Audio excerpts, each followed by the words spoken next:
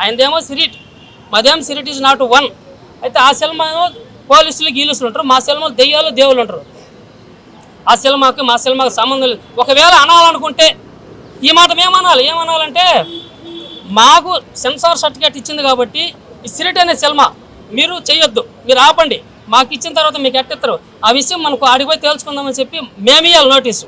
పెద్దవాళ్ళతో పని ఎందులో, వాళ్ళ సినిమాలు చేసుకుంటారు, మాకెందుకు మా దారి మేము బాతుంటే పోయినంతలోపు పుల్లతో పొడిచి మమ్మల్ని ఎక్కడ ఏం చేసుకోనియకుండా సినిమా రిలీజ్ చేసుకోకుండా 2 నెలల నుంచి అన్ని ఛానళ్ళకు దండాలు దశకలు పెట్టి చదువుతుంటే మీ ద్వారాగా ఈ తెలుస్తుంది. కానీ వాళ్ళకి వీటికి రావడానికి పెద్ద కష్టమైపోయింది. లేకపోతే వాళ్ళు గుమ్మస్థానం నంపి మనం కూర్చొని మాట్లాడదాం, మాదా మనం తెలుసుకున్న తర్వాతనే వాళ్ళు మాదైతే మేము మాదంటే మీ పక్క తొలగండి, మీదైతే మేము ఇంటికి కూడా చదువుతున్నాం కదా. దేనికి రాకుండా వాళ్ళు దొంగతనంగా అంటే ఏమో నాకు అర్థం కాలేదు. కానీ ఇట్లాంటి సినిమాలు చేయొద్దని ఒక మాట కానీ పెట్టి 2 ఛాంబరాలు, చిన్న సినిమాలకు ఒక ఛాంబరు, పెద్ద సినిమాలకు ఒక ఛాంబర్ పెట్టుకోవడం బెటరు. ఇట్లా చేసి మమ్మల్ని పర్మిషన్ ఇచ్చినాక ఇచ్చింది అన్నీ రెడీ చేసుకున్న తర్వాత రిలీజ్ చేసుకుంటూ ఆపడం కరెక్ట్ కాదు.